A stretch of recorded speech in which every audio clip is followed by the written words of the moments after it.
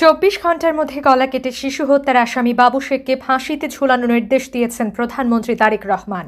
এমন ঘোষণাকে কেন্দ্র করে দেশ জুড়ে নতুন করে আলোচনার সৃষ্টি হয়েছে। শিশু হত্যাকাণ্ডের নৃশংসতায় আগে থেকেই জনমনে তীব্র ক্ষোভ বিরাজ করছিল। এই প্রেক্ষাপটে প্রধানমন্ত্রীর এমন কঠোর অবস্থানকে অনেকেই দ্রুত বিচার ও দৃষ্টান্তমূলক শাস্তির প্রতিফলন হিসেবে দেখছেন। আবার কেউ কেউ বিষয়টিকে আইন ও বিচার ব্যবস্থার দৃষ্টিকোণ থেকে বিশ্লেষণ করছেন। চট্টগ্রামের সীতাকুণ্ডে একটি 7 বা 8 বছর বয়সী মেয়েকে গলা কাটা অবস্থায় একটি দুর্গম পাহাড়ি এলাকা থেকে উদ্ধার করা হয়েছিল। তাকে সেই অবস্থায় স্থানীয়রা হাসপাতালে নেয়, কিন্তু চিকিৎসাধীন অবস্থায় মারা যায়। পুলিশ জানায়, মূল সন্দেহভাজন প্রতিবেশী বাবু শেখ নামে একজনকে গ্রেপ্তার করা হয়েছে। পুলিশের বক্তব্য অনুযায়ী তিনি মেয়েটিকে চকলেটের লোভ দেখিয়ে সীতাকুণ্ড বোটানিক্যাল গার্ডেন এবং ইকো পার্কে নিয়ে গিয়েছিলেন এবং পরে ধর্ষণের চেষ্টা করে। মেয়েটিকে ধর্ষণ করার পর তিনি তার গলা কেটে দেন এবং মৃত বলে ধরে রেখে পাহাড়ে ফেলে দেন। পরে পুলিশ তদন্ত ও সিসিটিভি ফুটেজ দেখে তাকে আটক করেছে এবং প্রাথমিক জিজ্ঞাসাবাদে ঘটনার কিছু অংশ স্বীকার করেছে বলে জানানো হয়েছে। সরকারি সূত্রের বরাতে জানা গেছে, প্রধানমন্ত্রীর বাসভবনে অনুষ্ঠিত এক জরুরি বৈঠকে আইন শৃঙ্খলা পরিস্থিতি ও আলোচিত শিশু হত্যার অগ্রগতি নিয়ে বিস্তারিত আলোচনা হয়।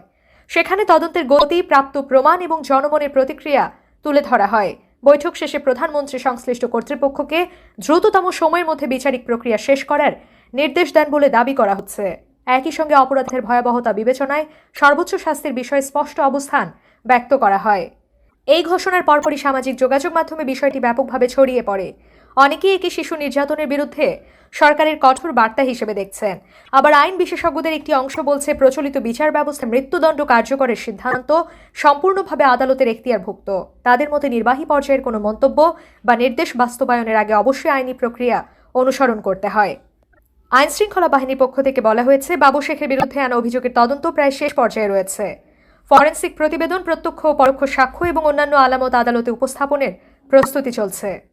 তারা আশ্বাস দিয়েছে, মামলার কোনো অংশে গাফিলতি বা প্রভাব বিস্তারের সুযোগ দেওয়া হবে না। মানবাধিকার সংগঠনগুলো বিষয়টি নিবিড়ভাবে পর্যবেক্ষণ করছে।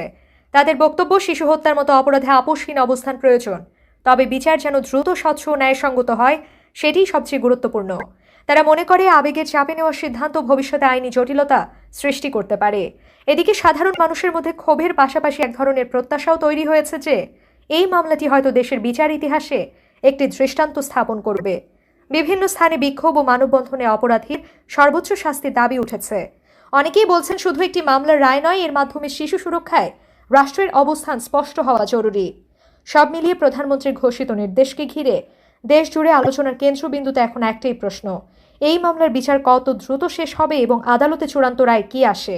কাল্পনিক এই প্রেক্ষাপটে স্পষ্ট যে শিশু হত্যার মতো নৃশংস অপরাধে সমাজ ও রাষ্ট্র উভয়ের কাছে ন্যায় বিচার নিশ্চিত করাই সবচেয়ে বড় চ্যালেঞ্জ।